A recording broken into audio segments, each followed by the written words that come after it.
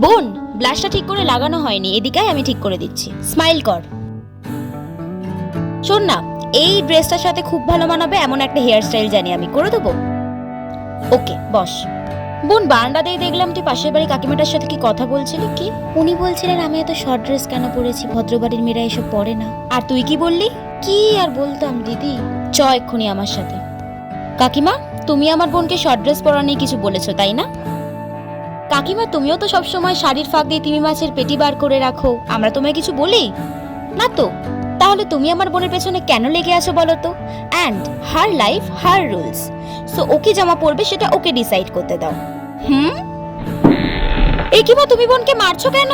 তুই জানিস ও একটা ছেলের সাথে মাঠে দাঁড়িয়ে কথা বলছিল। কিন্তু মা, ও তো আমার বন্ধু হয়। মা, তুমি কিন্তু বোনের গায়ে একদম হাত তুলবে না, ও কিন্তু বড় হয়েছে। আর কি হয়েছে, একটা ছেলের সাথে কথাই তো বলেছে, বন্ধুই তো হয়। মনে হচ্ছে যেন কোনো খারাপ কাজ করে চলে এসেছে বাড়িতে। বোন, এদিকে আয়।